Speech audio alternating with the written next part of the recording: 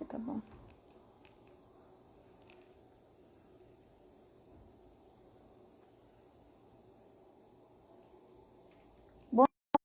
Dando. Vou chamar a Ju, ela já entrou. Tudo bem aí, turma? Vou. Eita, fone. Tá alto. Vou pro. Ó, Ju, já acertou, Ju? Oi, nega. E aí, meu bem, tudo jóia? Tudo jóia? E você? Tudo na paz, tudo tranquilinho. Boa Graças noite a para quem Deus. já entrou, já vi Luciana, Carlinha, que a gente fez o ensaio. Carlinha, a gente precisa ensaiar esse novo mundo. É assim. Francisca, beijo para quem está entrando.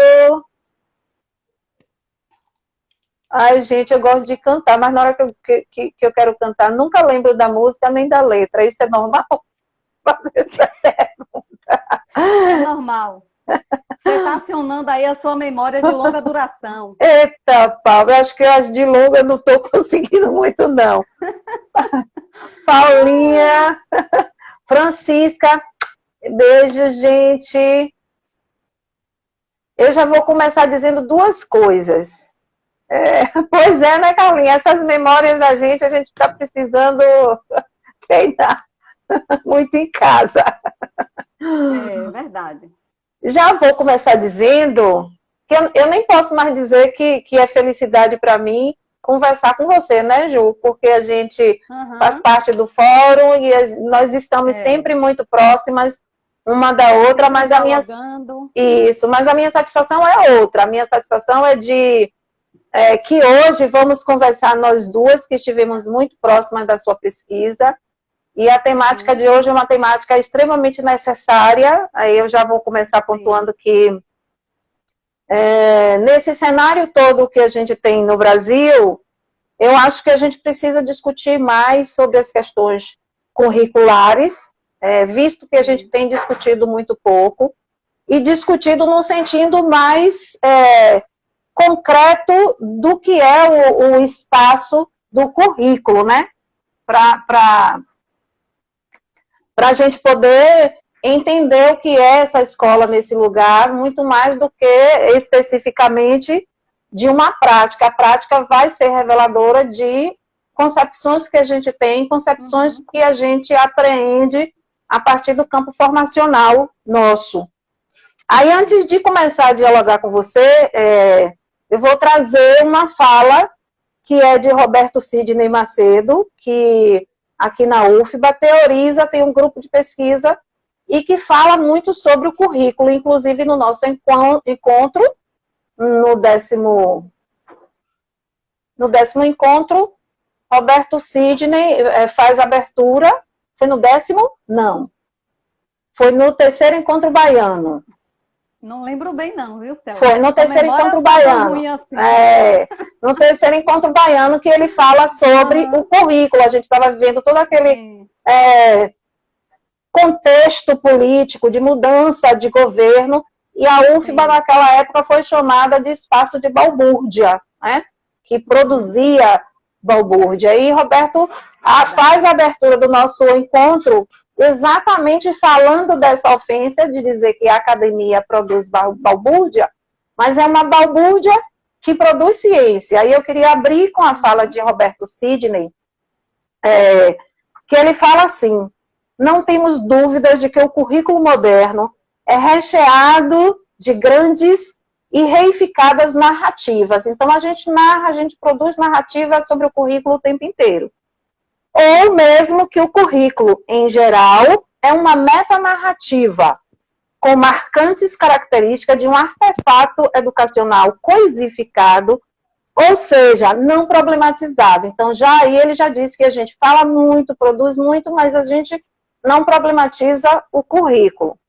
É nesse veio que o argumento pós-moderno entra no campo curricular de forma significativa. Então, todas as críticas, tudo que a gente vem discorrendo, pontuando, isso diz respeito ao crescimento de um novo entendimento sobre o currículo e de campos outros que se referenciam para discutir os currículos. Em geral, o currículo é a expressão de uma imposição de especialistas, de burocratas ou acadêmicos, que terminam por impor modelos e concepções com uma grande má vontade de radicalizar democraticamente a experiência da concepção, da organização e da implementação dos curricula. Aí ele fala de nós. Quem é que curricula? Quem curricula para quem?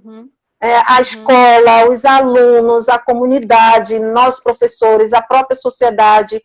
E agora a gente se vê em meio de uma série de conteúdos, de assuntos que permeiam o campo do currículo e que a escola não pode deixar de tratar. Que é isso que a gente está fazendo aqui agora. Recolocar a escola em um lugar de discussão e trazer o currículo especificamente e eminentemente necessário, né? Então, eu queria que você pudesse falar para todos que estão aqui nos escutando, que é uma sala que nessa interatividade de quem lhe escuta pode fazer perguntas e você pode responder, e centralizar um tanto mais o nosso pensamento sobre o currículo, não só na classe hospitalar, e você traz essa interlocução com a escola regular, que é muito bacana. Então, fique à vontade para se apresentar direito para quem não conhece direitinho você, e começar a falar daquilo que você tem grande propriedade por fazer. Beijo. Então, beijo. Boa noite a todos, a todas que nos ouvem, né, nos assistem. Para mim é um prazer estar aqui, Céu, com você, porque para além da nossa relação... Você está me ouvindo bem? Tô, muito. Tá? Então, ótimo. Para além da nossa relação de trabalho, nós temos uma afinidade de alma, né? Eu diria. E, assim, para mim, contribuir nesse momento, trazendo a realidade do que eu pesquisei, né, sob a sua orientação e sobre o apoio de muitas pessoas queridas, né, desde os nossos alunos até os nossos colegas que foram esses sujeitos da pesquisa. Uhum. Então, assim, pensar nas concepções curriculares e nas implicações que elas trazem para a escola hospitalar e repercute na escola regular e vice-versa, né? Uhum. Porque a gente está o tempo inteiro nesse diálogo com a escola regular. Não tem como nós que estamos na escola hospitalar pensar o currículo desvinculado dessa escola regular. Uhum. Então, assim, pensar nessas implicações é pensar de que forma aquilo que eu concebo de currículo, quais são as ideologias que perpassam no meu fazer pedagógico e que vão implicar nesse currículo.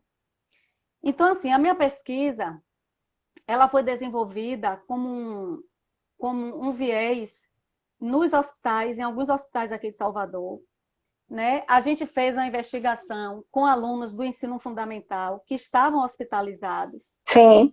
E um recorte de professores que atuavam 40 horas, né, na rede municipal, na classe hospitalar, e que estavam trabalhando com esse público. Sim. A pesquisa foi sobre o currículo da escola no hospital, a concepção que o professor tem, né, esse professor que está na escola, sobre o currículo diante da variável do tempo. Então, assim, eu tenho um tempo de atendimento com esse aluno e de que forma eu vou trabalhar com esse aluno. Quais são os conteúdos, que tipo de currículo eu vou desenvolver, quais são as implicações teóricas que estão embasando a minha prática. Você trouxe a fala aí de Roberto Sidney, muito pertinente. E quando ele traz a questão da expressão, né? O currículo é a expressão dos especialistas. Sim. Né? E daquele que desenvolve. E muitas vezes isso é assim na prática. Uhum. Né? Então, assim, e pensar de que forma a intenção, porque todo o currículo ele está recheado de intenções. Ninguém trabalha nada com o aluno sem que haja uma intenção. E é justamente pensando nessa intenção pedagógica que a pesquisa ela se desenvolveu. Foi nessa inquietação que eu comecei a ter, né, em saber de que forma os professores elegiam tais e tais conteúdos, tal e tal currículo para ser abordado. Sim. Nesse tempo que a criança está hospitalizada e que ela está numa situação de fragilidade emocional, né? numa situação de adoecimento, muitas vezes gravíssima, que fica muito tempo internada, e ainda se vê como um sujeito cognoscente, um sujeito capaz de produzir conhecimento, né? Um sujeito em condições de aprender, apesar das suas fragilidades, impostas pelo hospital, pela doença, né? Então, Sim, assim, sim. perceber o impacto do currículo desenvolvido na escola, com vistas a essa aprendizagem que Roberto também traz como um currículo significativo. Tanto para a criança que está lá, né, internada, quanto para a criança quando ela sair. Quando ela sair do hospital, de que forma esse currículo que foi abordado vai servir para ela na escola? Isso é extremamente importante. Para além do hospital, de que forma? E trazendo isso hoje para o contexto, Céu, da pandemia, né, da situação das escolas, que tipo de currículo, que conteúdos eu vou eleger como fundamentais, como significativos para trabalhar pós-quarentena, no momento que as escolas puderem retornar às suas aulas presenciais. Isso, né? boa discussão. Francisca está perguntando aqui, dizendo assim, recheado de intenções e jogo de poder, concorda? Claro, Sim, jogo com de certeza. poder, porque assim, parte-se do princípio de que quem está levando o conhecimento, aí reforça a fala de Roberto, são os especialistas. Nesse caso aqui, o especialista é o professor. Exatamente. Então, ele elege de maneira antecipada, ele não pergunta ao estudante o que ele quer de aspecto, Exato.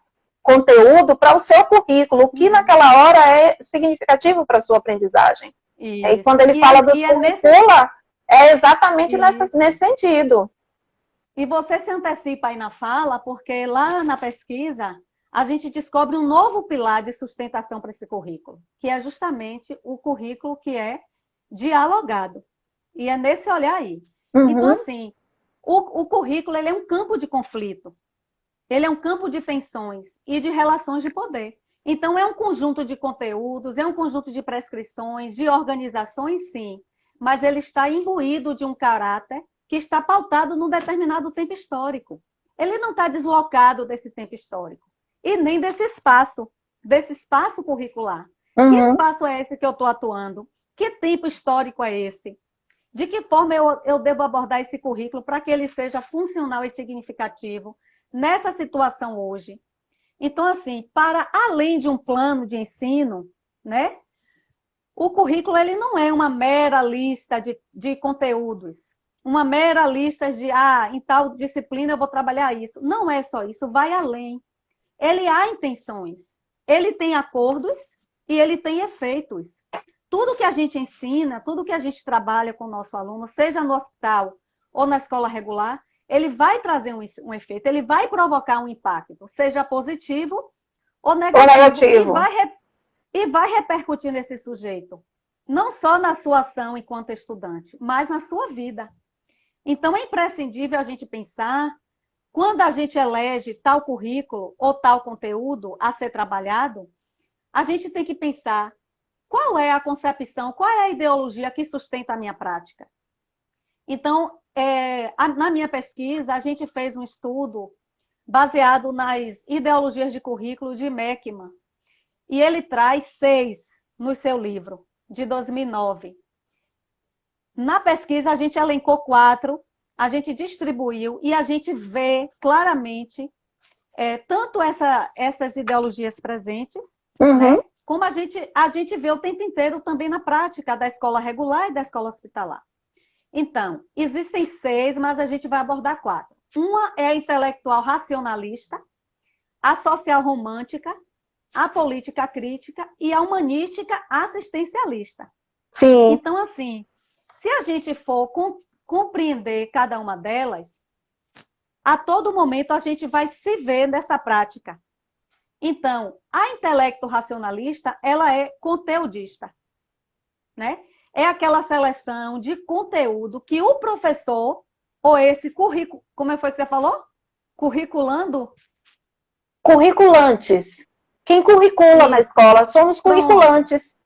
Pronto, que o curriculante, nesse caso o professor, ele elege como verdadeiro. Geralmente são aqueles conteúdos elitizados, né, que muitas vezes o sistema educativo diz assim, é obrigatório trabalhar, mesmo que não esteja dentro da realidade, mas tem que trabalhar, e ele tem uma visão reducionista e acaba sendo seletivo e excludente. Pois é. Então, são conteúdos que estão dentro dessa concepção, desta ideologia de currículo. Então, se a gente pauta a nossa prática numa ideologia dessa, então a gente está sendo, para além do tradicional, a gente está se preocupando com o conteúdo. Quando a gente vai para a ideologia romântica, como o nome já propõe... Tudo muito lindo, né? Deus, é tudo lindo, né? Que coisa linda esse trabalho do hospital. Sempre que os pais dos meus alunos falam isso, aí eu digo, mãe, realmente é lindo, mas vai para além do que é bonito. É um direito. Nós estamos aqui validando um direito da criança. E é importante a gente deixar isso muito claro, porque senão a gente assume o lugar daquela outra ideologia que vai aparecer lá na frente, que é assistencialista. E quantos professores, quantos de nós, na escola regular, a gente não está fazendo só esse papel assistencialista, né? Então, assim, não, a gente está aqui e concentra as necessidades na criança, pensando nessa criança, nos interesses dela. Eu vou fazer só aquilo que é de interesse. E não é só assim, com a intenção de tornar essa criança sociável. Então, é uma ideologia que também mascara um trabalho significativo, que também mascara um trabalho funcional. Uhum. Quando a gente pensa na assistencialista, a gente pensa exatamente naquilo do cuidado. Vamos trabalhar com esse aluno para que ele cresça como pessoa. Claro que a gente perpassa nessas ideologias, mas a gente não pode desenvolver o nosso trabalho em uma ideologia apenas, ou em uma ideologia que sobrepõe aquilo que repercute na sua prática. Uhum. Né? E a última ideologia, que é a política crítica, que é justamente aquela que trabalha as questões das desigualdades, as relações de gênero, as questões das classes sociais, que minimiza os distanciamentos, né, sociais, minimiza as diferenças. Né? É uma ideologia cuja prática pedagógica do professor que desenvolve esse currículo, ele visa combater as desigualdades sociais. As desigualdades na escola, as desigualdades fora da escola, né? No contexto da sociedade em geral. Isso. É muito interessante. Pode discorrer que eu vou te trazer três colocações que as meninas estão colocando aqui. Tá. Esse é um ponto que a pesquisa elucidou, que para a gente é fundamental. Identificar essas concepções e também pensar no seguinte: quais tipos de currículo nós, enquanto professores que estamos no desempenho disso, nós estamos trabalhando? Então, existe o formal, né, que é o currículo, aquele currículo que vem proposto pelas instituições. Sim. O informal, que são aqueles desenvolvidos em atividades extracurriculares, né, e que também ajudam a organizar o currículo formal. O currículo nulo ou o currículo oculto, né, que a criança traz saberes. Ela chega para nós com saberes construídos, ainda que muitas vezes do senso comum, mas são saberes. Isso. Né? Uhum. Esse currículo nulo, que muitas vezes as escolas ignoram, o professor ignora, que é aquele currículo pautado na realidade, na cultura, nas experiências de cada um. Né? E tem um currículo que é real, que muitas vezes é aquele currículo que é verticalizado, não, é imposto, e a gente muitas vezes se prende a ele. Isso que a gente chama de matriz curricular, plano de ensino, aí a gente elenca aquilo que a gente chama de habilidades e competências, e a gente nem sabe se de fato a criança está preparada para desenvolver aquelas competências que estão elencadas como habilidades. Isso, exatamente. Vá, pergunta. Aí eu vou trazer três colocações que são colocações muito pertinentes. Sim. Jurema fala que a classe hospitalar precisa repensar no currículo e que seja um currículo significativo, principalmente no pós-pandemia. Aí eu concordo com Jurema, porque assim, repensar conteúdos e metodologias, porque especificamente se a escola regular não vai tratar mais da sua normalidade, como ela era antes vivida, A classe hospitalar também não mais.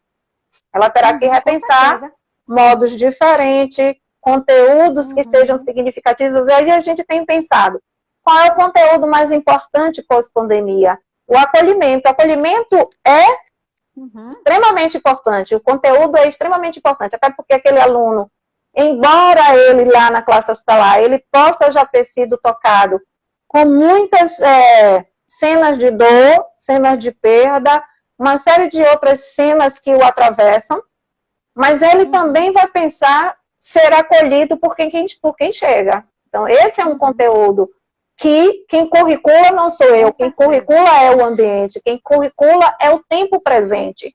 Então, a gente precisa ficar atento para isso. É o espaço, então a gente precisa ficar atento para isso. E aí o próprio aprendente, né? Isso. É o próprio aluno que pode sinalizar. Ele está tratando com grandes perdas, não só perda no sentido de que alguém morreu, mas perder a escola nesse tempo. Isso, os amigos. Esse tempo tão distanciado, os amigos, tudo são perdas. Então, isso vai ser mais significativo para tratar no seu retorno. Aí Ivone diz assim, Ivone provocou mais lá adiante. Currículo, mais intencionalidade, é igual a emancipação ou manutenção do status quo? Então, eu acredito que vai depender da concepção desse professor curriculista, desse professor que desenvolve esse currículo. Porque se a gente parar bem para pensar, quem está na condução do desenvolvimento desse currículo é o professor. Então, a intenção dele, a intencionalidade do que ele vai propor a partir daquele conteúdo é que vai, na verdade, direcionar a sua prática. Ele já chega com isso, na verdade, construído. Então, a depender dessa construção, ela traz uma palavra aí que eu vou falar agora, que é sobre o emancipador. Quando é que a gente sabe, respondendo a pergunta de Ivone, se a gente está promovendo um currículo para emancipar o aluno, ou se a gente está promovendo um currículo para homogeneizar mais ainda esse aluno, para que ele faça tudo igual, como a elite quer, como as classes... E manter o status da pobreza, da desigualdade, da distância social, né? Que são imperativos muito fortes. Isso. Então, pode ser, como a gente viu antes, o impacto ele pode ser positivo, ele pode ser um viés para fazer esse aluno avançar, crescer, desenvolver, mas também pode ser um impacto, né, negativo e fazer ele se permanecer ali, naquele estado que ele está. Então, Céu, a gente percebeu que dentro da pesquisa, todo o currículo, para além do hospital, eu quero registrar muito isso, porque dentro da escola regular, a gente fica muito presa, os professores ficam presos muito às questões das secretarias, do MEC, de cumprir, né, de cumprir aquelas tabelas, de cumprir as matrizes, e muitas vezes sai daquele contexto que é real. Então, no trabalho da escola hospitalar, a gente tem uma visão de que o currículo ele deve ser flexibilizado e adaptado. A gente já tinha isso como 2 pilares importantes. Inclusive na medida, na resolução número 41, flexibilizar o currículo, tarará. Exatamente. Traz isso aí. Quando a gente pensa no flexibilizar esse currículo, a gente pensa nesse contexto biopsicossocial. Aí você falou aí, um conteúdo a trabalhar é o acolhimento. Assim como trabalhar as emoções. Sim. Vai ser algo que a gente vai precisar fazer. Trabalhar com as emoções dos nossos alunos. Trabalhar desenvolvendo habilidades emocionais para o processo de enfrentamento do que está por vir. Então, assim, é pensar nesse ser enquanto biologicamente falando, nesse ser psicologicamente falando e nesse ser socialmente falando. Então, a gente tem que flexibilizar. Eu estou dando risada porque as meninas estão bebendo vinho enquanto a gente está bebendo água. É mole, aqui eu vou beber água. Ai, ai, viu? Elas estão certas. Já eu bebo o meu. Pois é. Então, Céu, a questão do flexibilizado já está bem compreendido que a gente vai flexibilizar as realidades, né? A essas questões todas. Essas meninas. O adaptado também é um outro pilar que a gente vai adequar à realidade do aluno, à sua série, à sua condição clínica naquele momento, né? Ao espaço, ao tempo que eu tenho com ele, quanto tempo eu tenho para desenvolver uma determinada atividade. Então, a gente vai adaptar tudo isso. A condição cognitiva, né? As questões neurobiológicas dele na hora, se é uma criança que apresenta alguma limitação, alguma necessidade especial, né? Educativa especial, se é uma criança que tem algum transtorno, enfim. A gente vai adaptar esse currículo à realidade desse aluno. Isso. Agora, Margarida traz uma pergunta que está nessa questão do trato da emoção. Sim. O aluno está com sua emoção mexida e o professor também talvez esteja com a sua. Sim. E talvez aí? Não, com certeza. E se ele tiver, como é que ele trabalha o sujeito que está com sua emoção fragilizada e o professor que também está com sua emoção fragilizada? Ele vai ficar muito mais adoecido e aí talvez... É isso que Sidney coloca, e a pergunta de Ivone, ela é pontual no sentido de dizer, às vezes a gente faz um pseudo-currículo, a gente apresenta uma pseudo-atividade, a gente trabalha com a pseudo-emancipação, a gente não tem uma emancipação de fato. Porque se a gente não consegue compreender que o professor tem problemas, pode apresentar problemas naquele lugar e não consegue trabalhar, se ele não consegue trabalhar porque a emoção dele está mexida, o aluno não vai conseguir aprender porque ele também está com a emoção dele mexida. Então, a gente é aquela coisa de que eu finjo que ensino e você finge que aprende. Finge que aprende. Isso. Pois é. E aí também está a intenção, né, a concepção de trabalho desse professor. Com certeza, a gente vai se deparar com isso. Isso aí é assunto para outra live, viu, irmã? As questões emocionais. No pós-quarentena, porque a gente não pode nem falar pós-pandemia por enquanto. Ainda não. Então, a gente vai precisar criar estratégias, sim, de criar momentos para trabalhar esse emocional, né? De criar situações, até porque é uma questão que a gente vai se deparar na escola e, assim... a gente vai ter que saber lidar, professor e aluno. E naquele momento o professor vai ter que estar muito mais preparado, né? Exato. Porque ele, o adulto, é ele a pessoa que está ali para conduzir a criança. Então, realmente, precisa se fazer um trabalho dentro da escola para se pensar nesse emocional, para se trabalhar questões que nos ajude a lidar com esse enfrentamento. Então, com certeza, o professor vai ter que se adaptar a isso e acolher esse aluno, ainda que ele esteja, logicamente, fragilizado também. Ele não vai chegar pronto, ninguém vai estar pronto. Né? Toda a realidade ela vai ser modificada, ela está já modificada. Nada vai chegar quando a gente retornar da forma que a gente deixou. Né? Magali está perguntando, saber lidar como? Porque assim, eu vou só contar um episódio para a gente poder entender direitinho, quando a gente fala do professor muitas vezes mexido, que precisa, porque eu acredito que na maioria das equipes, geralmente nunca se tem um psicólogo que atenda o grupo de professores. Isso é lamentável, que não tenha alguém para cuidar do cuidador, né? O professor cuidando da aprendizagem precisaria de um cuidador também. Nunca teve. Uma vez no hospital, a gente tinha um estudante que já estava mais ou menos há uns 100 dias já no hospital. E fez uma cirurgia e veio a óbito naquele dia, que era um dia de festa, inclusive. A gente saiu com tudo preparado, às 5:30 da tarde, quando a gente voltou no outro dia, o estudante tinha vindo a óbito. E tanto eu quanto Kátia e Jás ficamos muito abatidas. Muito tristes, completamente tristes. E lá por volta do espaço próximo da festa, a assistente social nos chamou, veio a psicóloga também nos atender, E naquela hora todos nos acolheram, mas a fala era: vocês precisam agora se reestabilizarem, porque foi um que a gente ama, mas existem 99 que ama também e que está precisando da nossa alegria nesse momento. Uhum. Então, naquela hora, para mim, Jaci e Kátia, foi um choque muito grande, porque a gente talvez esperasse uma complacência maior, né, de quem estava lá. Disse: não, meninas, vão embora para casa e tal, vocês estão tristes. Não, eles simplesmente disseram: vocês precisam entender que agora 99 precisa da alegria de vocês. E a festa sem as professoras não vai acontecer.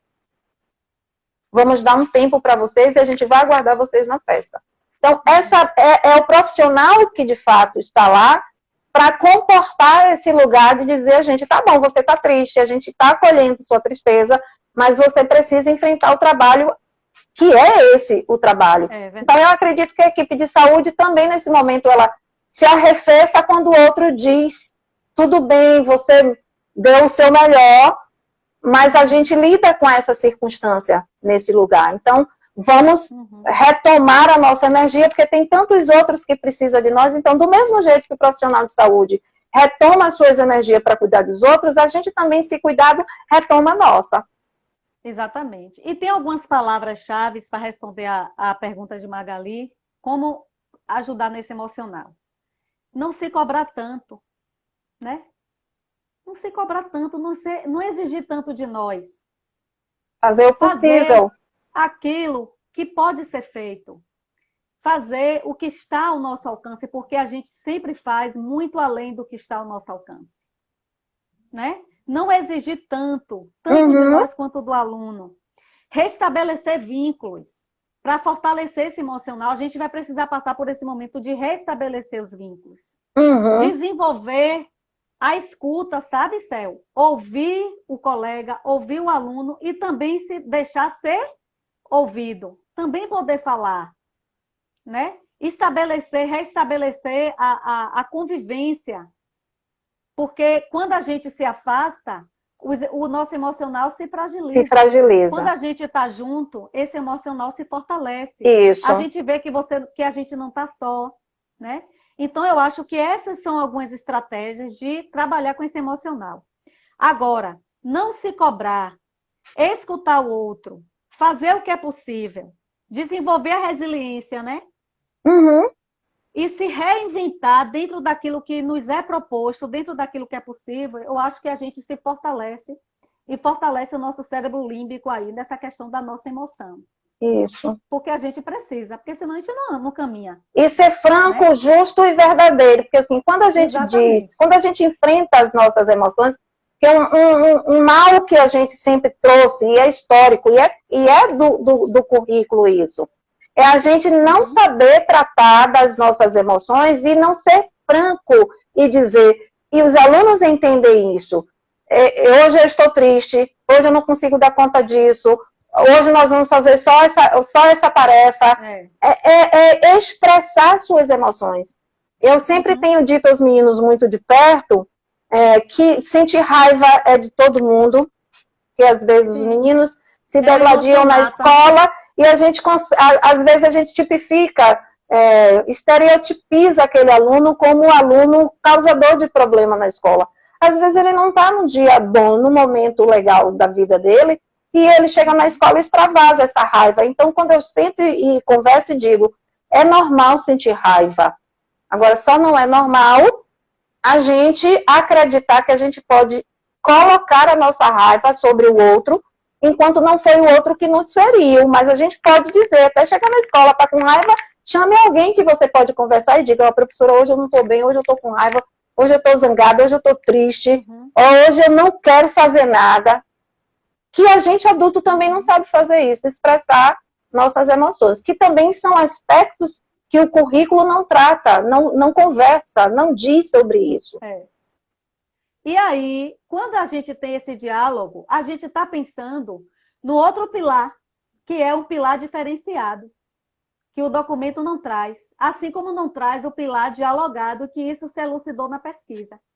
O diferenciado está nisso, no respeito às diferenças, no respeito nas questões emocionais, no respeito àquilo que especifica cada sujeito, professor e aluno. Então, Sim. pensar nesse currículo e tornar ele diferenciado para cada um, respeitando as especificidades, é fundamental. Uhum. E aí entra o dialogado, que traz a palavra emancipador. Nos estudos de Connell, ele aborda sobre a escola democrática, e um currículo democrático, que é justamente o que sustenta esse pilar, o pilar de um currículo dialogado. O que é esse currículo dialogado? Que briga pelas diferentes relações, pensa nessas diferentes relações e não hegemoniza as coisas. Eu posso estar com um aluno da mesma série que outro e eu pensar no currículo de forma diferenciada, porque cada sujeito é um, né? Uhum. Então, assim, eu vou estar emancipando no momento que eu dialogo com ele e digo assim, nesse tempo que você está aqui, pensando em todos os outros pilares, né? Eu já adaptei, eu já flexibilizei ao tempo que ele está internado, à realidade dele, ao tipo de escola, às questões clínicas, biopsicossociais dele, e já pensei, adaptei a tudo, e aí eu vou discutir com ele, com a família, com a escola regular, né? Nesse tempo, o que é importante para trabalhar com você? E é justamente nesse, porque o meu viés aqui no currículo dialogado é eu tornar esse aluno um emancipador. Eu vou dar um empurrão para ele poder fazer o seu caminho, Uhum. né? A gente vai dar aquela história do ditado popular, né? A gente não dá o peixe, a gente ensina a pescar. Ensina a pescar. Então é o quê? Eu vou emancipar, eu vou encaminhar para que ele possa trilhar o seu caminho a partir daquilo que é importante para ele. E após pandemia, após quarentena, isso vai ter que existir. Ô, Ju, quando você está falando aí, eu estou me lembrando que tem um termo que quando a gente fala dessa coisa hegemônica, do currículo hegemônico, aí tem uma fala aqui de Francisca, que ela fala sobre o secretário de Educação. Né? O secretário de Educação disse que a gente o ano letivo de 2020 vai ser cumprido até janeiro de 2021. Mas ele não disse que começa quando, né? Acho que deve começar lá para setembro. Então, lá em setembro, eu estou contabilizando, talvez, uma unidade, já que aqui no município divide-se em 3 tempos, né? 3 unidades didáticas. Então, eu estou acreditando que a gente só vai conseguir vencer uma. Mas aí eu fico me perguntando, assim como Priscila, né? Esse currículo desse um tempo que começa em setembro, termina em janeiro, fevereiro de 2021, que a gente não sabe. E emendar com 2021. Isso, tá onde? Tá em que espaço? Como é que a gente vai fazer? A gente vai pensar em... Pois é, então, aí são os essencialismos de quem está no sentido do lugar burocrático. E de dizer que o professor seja um professor tarefeiro de meramente olhar o currículo no sentido de cuidar da aprendizagem dos estudantes como uma coisa que se faz sem muita importância. Ou seja, o professor não precisa ter tempo para pensar, não precisa ter tempo para se organizar, verificar especificamente os meios de produção, que aí a gente vai falar do trabalhador mesmo, que é o estudante e que é o professor, né, no sentido do chão da escola, pensando quais são as aprendizagens que esses meninos estão. Não tem uma avaliação diagnóstica para a gente minimamente... Quer dizer, são coisas que são produzidas, pensadas pelos burocratas, sem necessariamente pensar ou entender que a gente pensa a escola também. Isso, exatamente.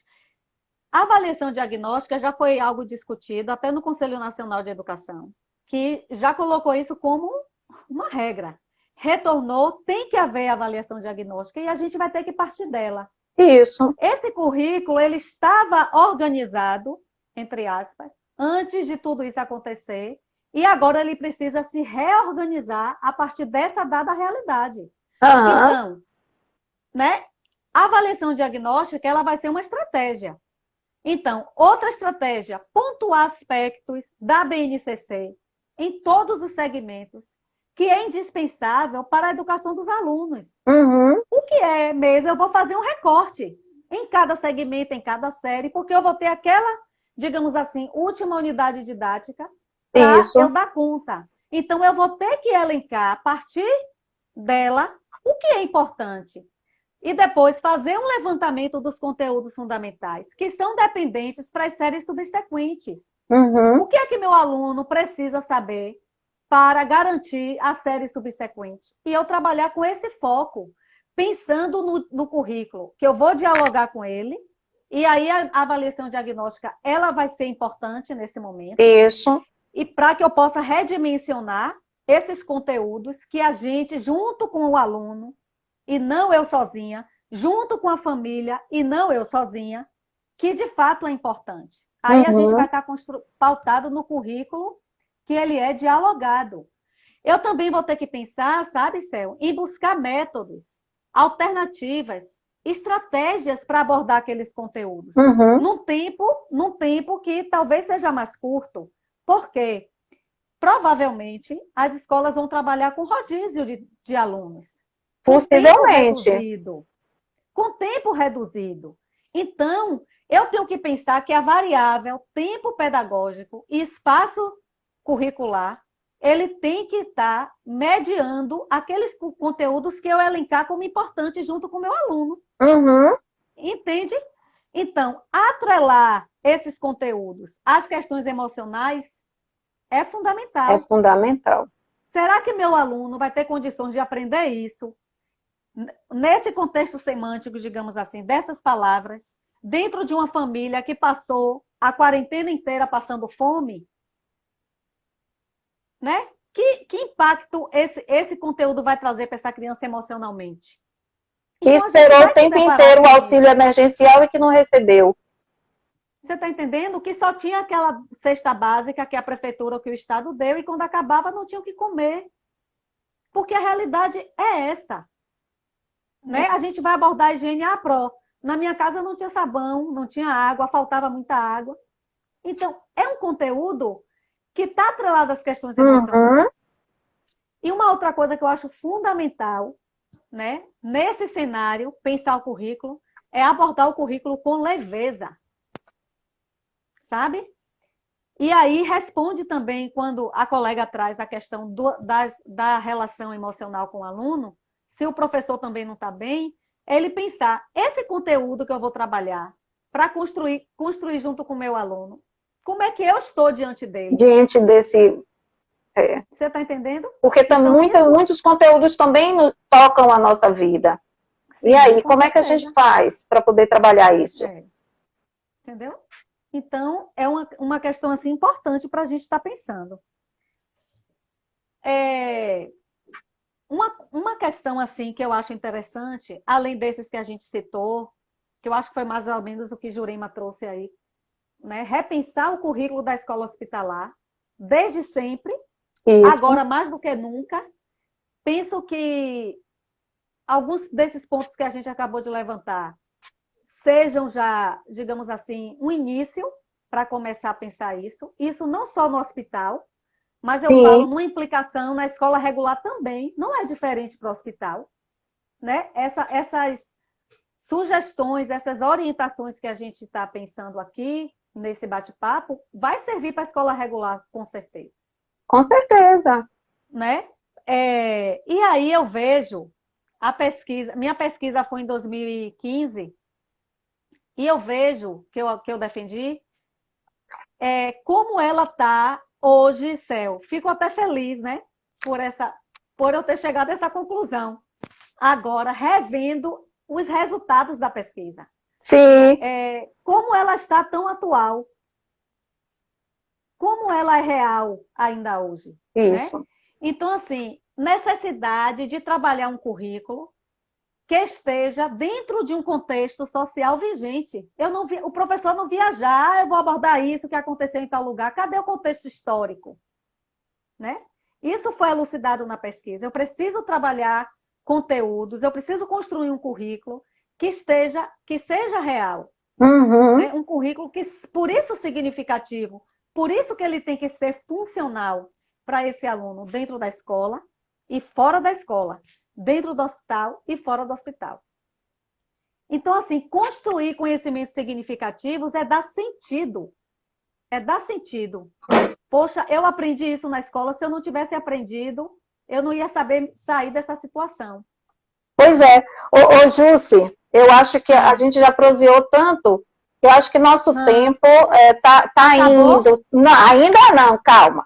A gente tem 15 minutos, fique tranquila. Certo. Mas eu queria, nesses 15 minutos, entrar um pouquinho nessa sua fala e trazer mais um pouquinho de Sidney Macedo, para você ver que a sua pesquisa foi 2015, 5 anos, está muito, muito atual, o que se discute, sim, no sentido das concepções de currículo que a gente veio na classe hospitalar. Aí eu já diria, a gente precisa mesmo fazer perguntas acerca do currículo na classe hospitalar. A gente sim, precisa fazer mais perguntas. A gente precisa se interrogar um tanto mais do que acontece com esses conteúdos que são levados para as salas de aulas na classe hospitalar. Aí eu trago aquilo que você falou da escola regular. Como é que esse conteúdo tem tocado na escola regular e o conteúdo da escola regular tem tocado na classe hospitalar? Que intersecção a gente tem feito disso? Para a gente não produzir ou reproduzir pseudocurrículos, né? E continuar produzindo exatamente um lugar, como o Ivone tratou, o status quo de não emancipação dos sujeitos, de escola não democrática, que discute o papel do currículo no sentido de produzir um sujeito mais crítico, que é isso que a gente precisa produzir na escola. Um sujeito com criticidade sobre o que aprende, para poder sentir-se um tanto mais cidadão e ser transformador do seu processo. E que a gente acha que na infância os meninos não estão nem aí. Eles estão sim. Eles têm criticidade. Se você perguntar mais a fundo um pouquinho a uma criança o que ele sente, o que ele pensa, ele vai dizer. E o que ele quer aprender. E o que ele quer aprender. Isso, ele vai dizer também. Exatamente. Aí Sidney diz assim, tomando o veio do raciocínio de que o currículo precisa ser significante, no sentido de tocar os seus curriculantes, né? E falando de um lugar teórico, político, epistemológico e pedagógico, opcionado em face à pluralidade com que a noção de competência se edifica, podemos dizer que a concepção de currículo por competências pode ter nos seus fundamentos a desconstrução de alguns prejuízos epistemológicos e formativos. Ou seja, a gente precisa cada vez mais pensar no que a gente constrói ou naquilo que a gente mantém ou muitas vezes destrói no sentido do percurso educacional, né? Que informação a gente tem tido para garantir essa criticidade sobre o espaço que a gente atua, para garantir que a gente se mantenha sempre atento sobre o que a gente está fazendo no hospital, sobre o currículo que a gente leva e o currículo que a gente produz ou reproduz. Exatamente por esta razão que a gente precisa pensar qual é a ideologia que sustenta a minha prática. Está embasado em que eu eleger tal ou tal currículo. Que produção de cidadania eu quero, né? Que homem eu quero formar? Que escola é essa que eu quero construir? O sujeito que eu quero formar é um sujeito para quê? Para ser crítico ou para ser, né, aceitar tudo passivamente, não questionar? Por que muitos professores se inquietam quando o aluno ele é questionador? Né? Por que o aluno tem que fazer exatamente daquela forma? Não pode ir além daquilo que o professor manda, daquilo que o professor ensina. Então, assim, a questão de que eu posso tornar o meu aluno emancipador ou manter o status quo dele, quem vai dizer isso é a minha concepção. É a minha concepção de currículo, é a minha concepção de escola, de sociedade, de sujeito que eu quero formar. Isso. Porque senão a gente faz só reproduzir. A gente reproduz exatamente aquilo que ele traz da escola, quando ele chega no hospital. Ou vice-versa. Se ele sair do hospital e voltar para a escola,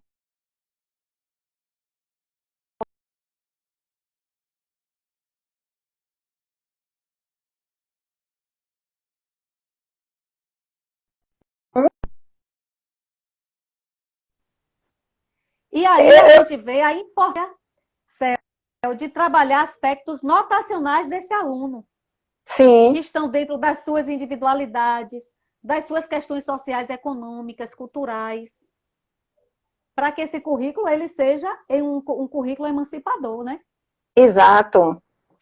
A Magali está dizendo assim, então às vezes eu penso que não formamos ninguém. Não mesmo, Maga. A gente não tem essa intencionalidade de formar ninguém. Todos nós somos formados por uma imediatização do mundo em que a gente está imerso, como diz Paulo Freire. Dizer isso é entender que todo lugar que a gente está, nós somos tocados por uma variedade de aspectos e de assuntos que vão produzir em nossa vida, se na liberdade desse professor na escola, esse aluno, aí vejam, quando a gente fala assim, eu não formo ninguém, a gente se forma todos, nós nos formamos todos juntos. E aí eu me lembro de um aspecto da minha infância. Hoje os meninos na escola dizem que expressam muito bem, eu não gosto de matemática, eu não sei aprender matemática. E pensam isso porque em casa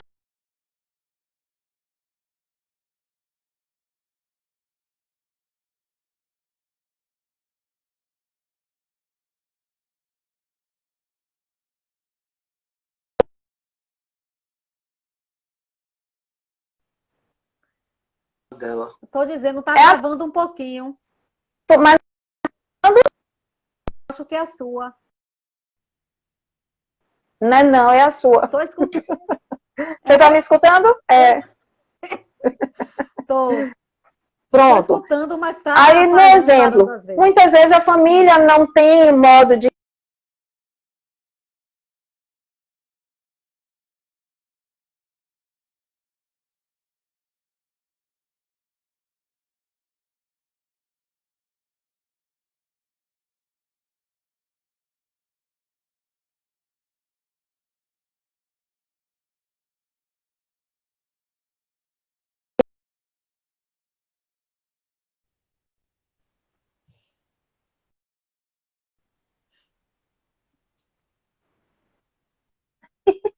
Agora estou. Pronto. Aí eu me lembro que quando eu era criança, meu pai, como lavrador, ele entregava a gente uma vasilhinha de milho ou de feijão, ou do que fosse semear. E ele tinha lá as covas e dizia, gente, só pode 3 grãos em cada cova. Quando terminar, você me diz quantos grãos você semeou. E a gente tinha essa tarefa por fazer. Quando terminava, quem titulasse, ele dizia, volte, vá contar. Então, é isso, não precisa ser o professor, mas é o meio que nos torna aprendiz de uma série de conteúdos que às vezes a escola acredita que é só a escola que tem a capacidade de fazer isso. E não é, a família está nesse viés de formador, né? A escola, as relações fora da escola, a sociedade está nesse viés formador, as relações de amizade estão nesse viés, a gente colabora. Isso. Né? E a escola tem o seu papel muito definido, assim como a família tem o papel dela definido. Isso. O que há, na verdade, é uma inversão desses papéis e que a gente ocorra, fazendo o seu papel que cabe. Exatamente. A Carla diz assim, eu tenho atendido crianças desencantadas.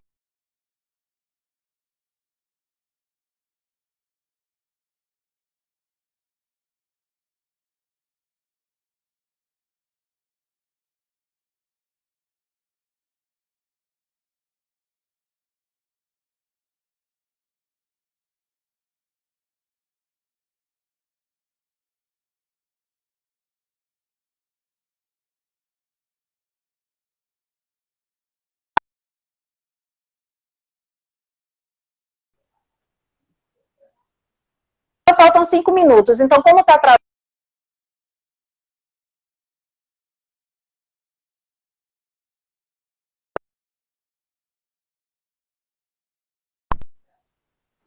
Sobre o currículo é muito bom, é algo que nos instiga e a gente precisa se questionar muito mais sobre ele. O currículo que a gente pratica, né?